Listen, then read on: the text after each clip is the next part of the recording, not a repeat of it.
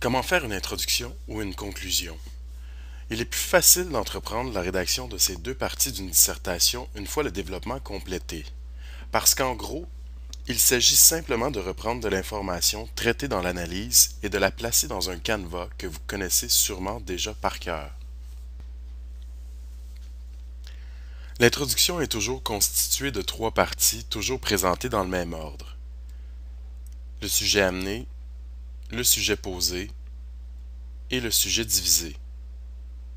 L'introduction est fluide et ces trois parties s'enchaînent sans accroc parce que ces dernières partagent ou se transmettent le sujet comme un relais. Mais quel est-il ce sujet? C'est l'élément essentiel de la question de la dissertation critique. Par exemple, dans la question, peut-on soutenir que dans l'extrait proposé, c'est la générosité qui domine? Le sujet est sans aucun doute la générosité.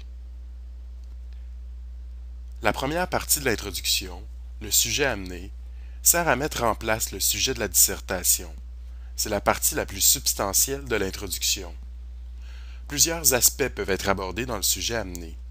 On peut y parler de l'auteur de l'extrait à l'étude, de la période historique où se situe l'action de l'extrait, du courant littéraire auquel l'œuvre est associée.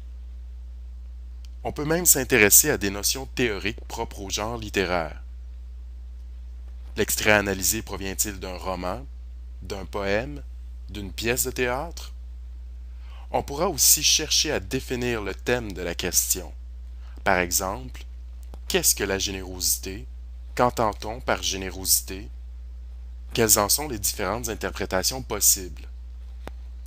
Enfin, il serait également possible de résumer l'action de l'extrait, mais on évitera le plus possible d'avoir recours à cette option.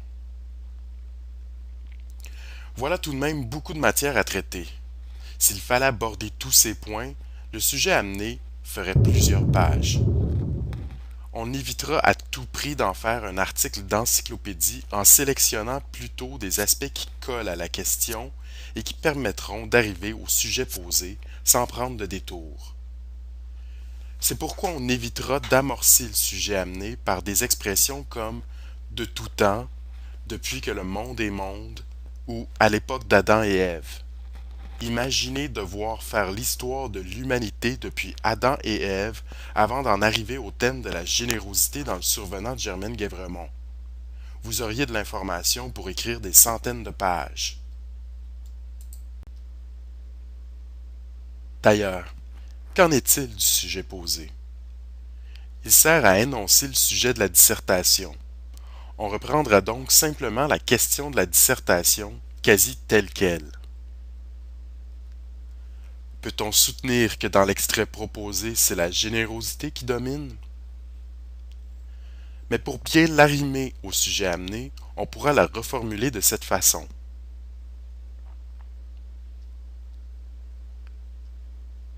Dans cet ordre, il est pertinent de se demander si, dans l'extrait proposé, c'est la générosité qui domine.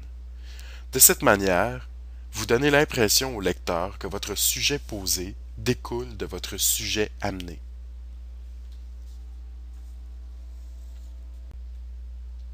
Enfin, le sujet divisé sert à annoncer les principaux arguments qui seront développés dans la dissertation. On y exposera l'essentiel des trois idées principales. Par exemple, Angelina fait preuve d'altruisme, Bernadette médit de ses voisines, le comportement de celle-ci met la sollicitude d'Angelina en évidence. Évidemment, on évitera d'en faire une simple énumération. Par exemple, nous le constaterons à travers le fait qu'Angelina fait preuve d'altruisme. Nous verrons toutefois que Bernadette médit de ses voisines. Il n'en demeure pas moins que le comportement de celle-ci met la sollicitude d'Angelina en évidence.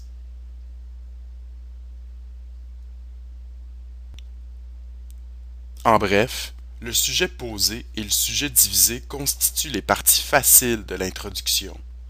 Seul le sujet amené fait véritablement appel à votre inspiration et nécessite un peu d'originalité. Concevez l'introduction comme un entonnoir. Dans ce paragraphe, vous présentez d'abord une vision générale du sujet pour finalement la préciser en annonçant les 3 arguments qui structureront votre développement. Il s'agit donc d'aller du général au particulier.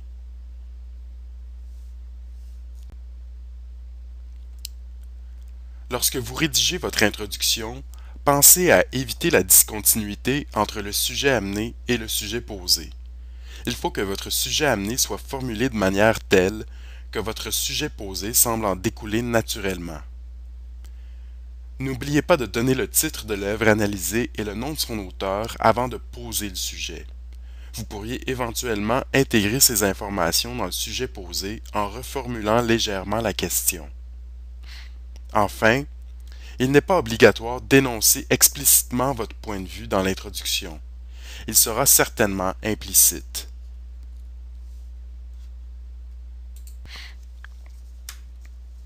La conclusion maintenant. Ici aussi beaucoup de reprises d'informations déjà traitées.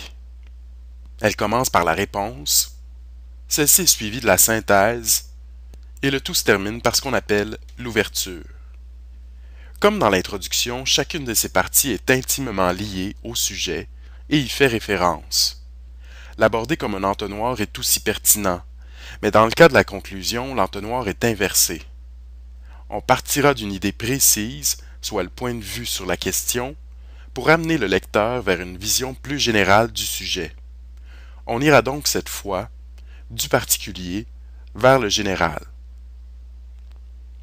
On verra donc qu'ici, c'est l'ouverture